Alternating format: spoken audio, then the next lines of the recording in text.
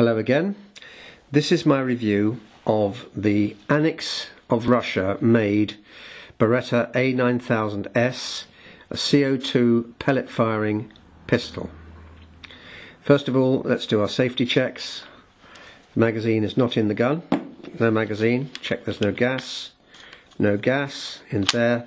We can rack the gun back, or we can try to rack the gun back and fire it. Nothing in it. Okay, so it's safe. I'll come back to that racking issue in a minute.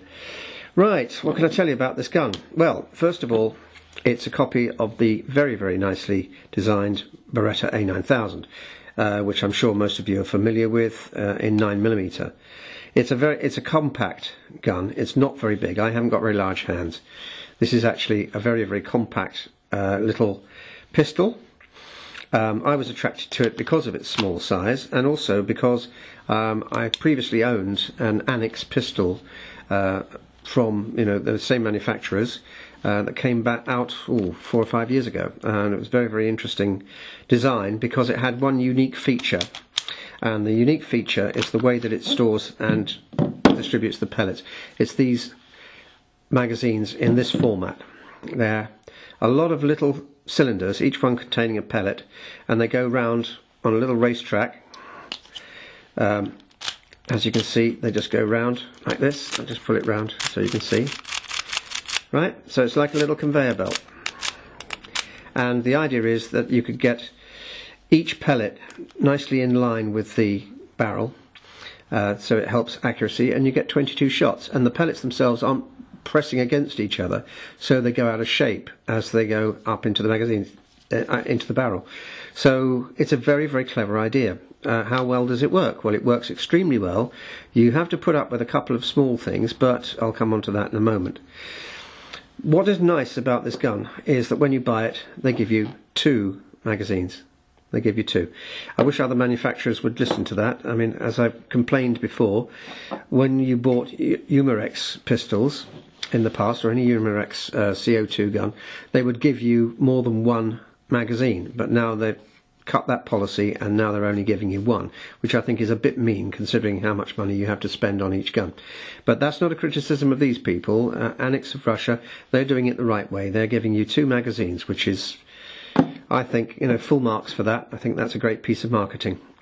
The gun itself is very nicely made. The lower receiver and the buttstock are all made of polymer, but it is a very, very high grade polymer indeed. In fact, it wouldn't surprise me if this is as good a polymer as Beretta used for the actual real thing. It's an extremely nice piece of polymer moulding, absolutely perfect in every way. I can't fault it. It's got a little bit of a seam running along the bottom, but not significant. As a matter of fact, it's an extremely, if that's the only seam you get, that's a pretty good result, frankly. The trigger, much to my disappointment, is made of polymer also. I don't like polymer triggers. I like metal triggers personally. The hammer is made of metal, as are most of the hammer and trigger group components, and in fact it works quite well. You can see in double action it's a long pull, but it's quite precise. The trigger pull itself, now notice this, you have to pull the trigger right to the back, and that's where you are. You're about 1/8 of an inch away from the back of the trigger guard. Apply extra pressure and eventually it'll go off. As a matter of fact, it's not as bad as you think. It is quite a clean trigger pull on this, so potentially it could be quite accurate because the trigger pull's not bad at all.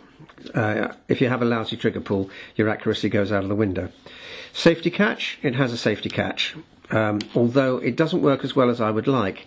For instance, in this case, to get the safety catch to go on properly, that's not on properly by the way, it'll keep flicking back off. So you see the red spot there. Red spot means it's ready to fire. What you have to do is cock the gun, then push the lever up. You can see that?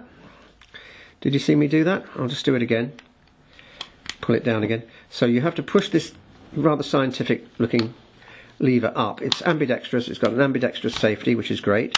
Now here's the clever bit. When you push it up a bit further, it decocks the gun, just like the real thing. I'll do that again from this side. See? So cock the gun, put it on safe, push it further, and it decocks. So that's rather a good feature because it does actually emulate the gun of which this is a copy. Single and double action, like I said. This is not a blowback CO2 gun, which is a pity in a way because they're good fun. But you can look at it the other way and you say, well, all the gas is going to be used on firing a pellet. So if you're not too bothered about blowback, you get more, basically more shots out of a capsule. Right, let's talk about loading the capsule. Take a standard 12 gram CO2 capsule, as is the rule. Silicone oil, drop of silicone oil on the top. If you do that every time, your seals will last a heck of a lot longer. Now here's a little gripe with this gun. To open the chamber, the chamber where the CO2 goes in, there's a little tiny catch here, and it's a fingernail job. So I've just attached a little bit of paracord to that because there is in fact a lanyard loop on it, and that enables me to just pull it open really easily. The CO2 capsule goes in head first in the normal way. Then shut the gate, screw up the screw, which you can see on the end here. Right, do that finger tight. In fact, you may want to do it a little bit tighter than finger tight to make sure you get a good pierce on the capsule when you close it. Okay, and obviously the next step is to close it. There, I've done it. Now, I can hear a hissing noise. I don't know if you can. Yeah, you hear that? What that tells me is that it's not actually as shut as it should be, which is a real pain, because it means now what I've got to do is find a coin, stick it in there if it'll go. No, this coin won't fit. Alright, stop there a minute.